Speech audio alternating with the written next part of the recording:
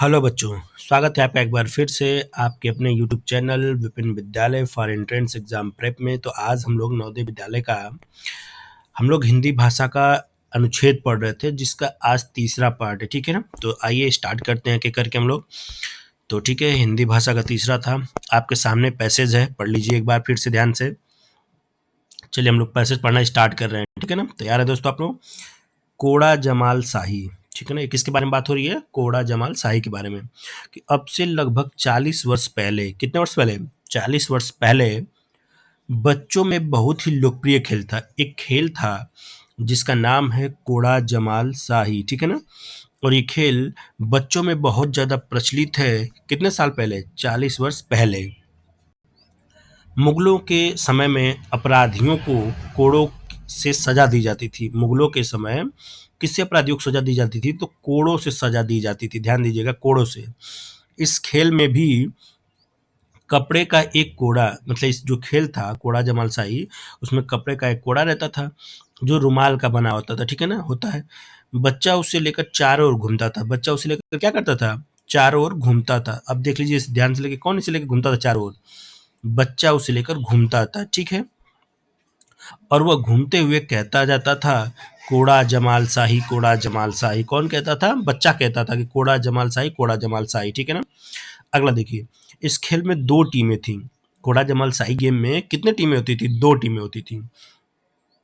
एक team goal घेरा बनाकर बैठ जाती थी। एक जो टीम थी वो ऐसे गोला बनाकर, घेरा बनाकर वो क्या करती थी? वो बैठ जाती थी। ठीक है ना, और हाथ में देखिए कुछ बच्चे उस घेरे के अंदर आ जाते थे। अब मान लीजिए कुछ बच्चे इस घेरे के अंदर आ जाते थे, इस घेरे के अंदर कुछ बच्चे ऐसे आ जाते थे। ठीक है, अब ध्यान दीजिए, एक बच्चा जो चोर हुआ करता था। अब देखिए ये इसको मार कर लीजिएगा कि एक बच्चा जो चोर हुआ करता था, उसी के हाथ में, उसके हाथ में कोड़ा होता था। बताइए कोड़ा किसके हाथ में था? कोड़ा, तो कोड़ा जो होता था उस बच्चे के हाथ में हुआ करता था, जो बच्चा चोर हुआ करता था। ठीक है, नेक्स्ट समझिए फिर। अगला यहाँ से कहानी है कि कोड़ा जमाल शाही की पुकार लगाता था। वह जिस बच्चे के पीछे अपना कोड़ा फेंक देता, जो बच्चा था जो चोर था, वो जिस बच्चे के पीछे अपना कोड़ा फेंक देता था, उसे दूसरी टीम के बच्चों का पीछा करके, यानी दूसरी टीम के बच्चों का पीछा करके उन्हें आउट करने के लिए छूना या पकड़ना पड़ता था। ठीक है, वह कोड़ा इस प्रकार फेंकता है कि वह कोड़ा इस प्रकार फेंकता है कि उसी बच्चे के पीछे गिरे। ठीक, जिसके आगे दूसरी टीम के बच्चे हों और उनका आउट करना आसान हो। ठीक है, तो ये तो रहा आपके सामने पैसेज। अब आइए इसका हम लोग सॉल्व करते हैं प्रश्न। तैयार हैं आप लोग? चलिए, तो आपके सामने है पहला प्रश्न। कह रहा है दोस्तों कि बताइए कि कोड़ा जमाल शाही किसका लोकप्रिय खेल है? बताइए कोड़ा जमाल शाही किसका लोकप्रिय खेल है? आइए पैसेज में हम आपको दिखाते हैं। ठीक है, पैसेज में हमको दिखा दीजिए। कोड़ा जमाल शाही, देखिए कोड़ा जमाल शाही अब से लगभग 40 वर्ष पहले बच्चों में बहुत लोकप्रिय खेल था। तो इसका आंसर क्या हो जाएगा? बताइए। इसका आंसर हो जाएगा दोस्तों कि ये इसका जवाब हो जाएगा बच्चों का। तो कोड़ा जमाल शाही किसका लोकप्रिय खेल है? तो बच्चों का खेल है। ठीक है, अगला सवाल देखिए।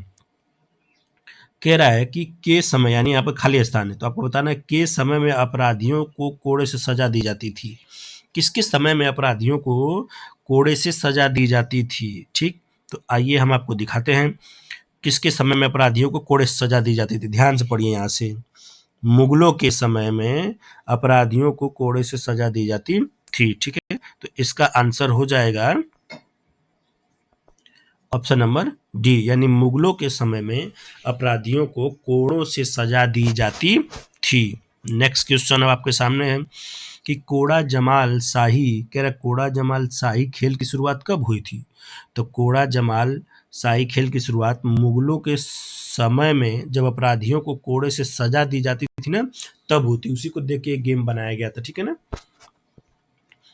अगला क्वेश्चन आपके सामने है, किसके हाथों में कोड़ा होता था? बताइए, तो मैंने आपको हाईलाइट करवाया था। आप बताइए, क्या मुगलों के हाथ में कोड़ा होता था? बिल्कुल नहीं जी। चोर के होता था? बिल्कुल नहीं जी। बच्चों के हाथ में होता था? बिल्कुल नहीं जी। इनमें से कोई नहीं, बिल्कुल नहीं। बताइए, चारों ऑप्शन में से कौन सा ऑप्शन सही होगा? तो बिल्कुल आप पढ़े थे कि जो बच्चा चोर बनता था उसी के हाथ में ये कोड़ा दिया जाता था। तो option B is the correct answer. अगला क्वेश्चन है कि बच्चा शब्द का विपरीतार्थक शब्द आपको बताना है कि आखिर बच्चा का विपरीतार्थक शब्द क्या होगा। तो बताइए, क्या बच्चा का लड़का होगा? लड़का होगा? बिल्कुल नहीं होगा। ठीक है। बूढ़ी होगा? बताइए आप। बूढ़ी होगा? नहीं होगा। तो बच्चा का जो विलोम शब्द हो जाएगा वो हो जाएगा बूढ़ा। और अगर आप विलोम शब्द देखना चाहते हैं तो हमारे चैनल पे जाइए, आपको विलोम शब्द की प्लेलिस्ट बनी हुई है, उसमें आप देखिएगा, हमने 3 पार्ट इसका पढ़ाया हुआ विलोम शब्द का। ठीक है ना। चलिए अब आगे बढ़ते हैं। अब है दोस्तों आपके सामने अगला पैसेज। तैयार है? देखिए ध्यान से पढ़ते हैं हम लोग। ठीक है। पैसेज है कि हिमपात अपने आप में एक तरह से बर्फ के खंडों का अव्यवस्थित ढंग से गिरना ही था। ठीक है। हमें बताया गया कि ग्लेशियर के बहने से अक्सर बर्फ में हलचल हो जाती है।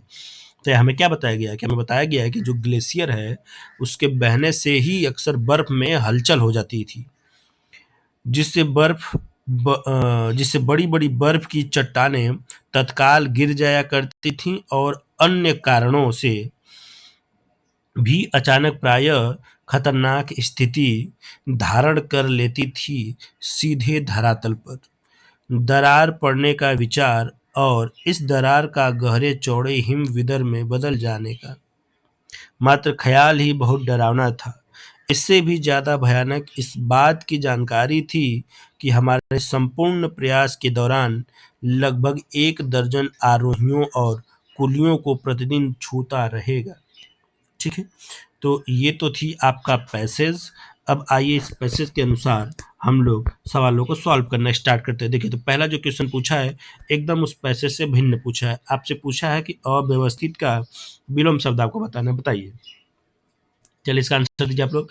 अव्यवस्थित का विलोम शब्द क्या होगा? व्यवस्था, व्यवस्थित, व्यवस्थापक। क्या होगा बताइए। तो इसका जो आंसर हो जाएगा बालक वो हो जाएगा व्यवस्थित। अव्यवस्थित का विलोम क्या हो जाएगा? व्यवस्थित। तैयार है? अगला सवाल देखिए। कह रहा है कि आपने आप में एक तरह से बर्फ के खंडों का अव्यवस्थित रूप से गिरना था। तो हम लोग पहला ही पैसेज में पढ़े थे कि वो गिरना क्या कहलाता था। देखिए पहला ही क्वेश्चन दिया हुआ, देखिए यहाँ से कि हिमपात। अब देखो क्या दिया ना, हिमपात दिया ना, हिमपात अपने आप में एक तरह से बर्फ के खंडों का अव्यवस्थित ढंग से गिरना ही था। ठीक। तो यानी उसे हम लोग क्या कहते हैं? हिमपात। बिल्कुल सही आंसर। तो इस दूसरे का आंसर हो जाएगा दूसरे क्वेश्चन का हिमपात। क्लियर है? आइए अगला क्वेश्चन देखते हैं आपके सामने। तीसरा क्वेश्चन है, 1 दर्जन आरोहियों और कुलियों को प्रतिदिन छूता रहेगा। यहाँ आरोहियों का आशय क्या है? मतलब पूछ रहा है कि आरोहियों का मतलब क्या होता है। ठीक है ना। तो आरोहियों का मतलब होता है बालक जो पहाड़ आदि पर चढ़ाई करने वाले लोग होते हैं उन्हें ही हम लोग आरोहियों कहते हैं। ठीक है ना। यानी जो पहाड़ों पर चढ़ते हैं उन्हें हम लोग आरोहियों कहते हैं। ठीक है। चलिए अगला क्वेश्चन पे। अगला क्वेश्चन आपके सामने बता रहा है कि हलचल होना। ठीक है ना। शब्द क्या है आपका? हलचल होना। अब पूछ रहा है कि हलचल होने का मतलब बताइए, क्या अर्थ होता है हलचल होने का मतलब? हलचल होने का मतलब पानी बहना होता है? नहीं। क्या टुकड़े टुकड़े होना होता है? नहीं। तो आखिर क्या आंसर होता है? तो आंसर आपका हो जाएगा सी, यानी परिवर्तन होना। ठीक है। आइए नेक्स्ट क्वेश्चन पे चलते हैं।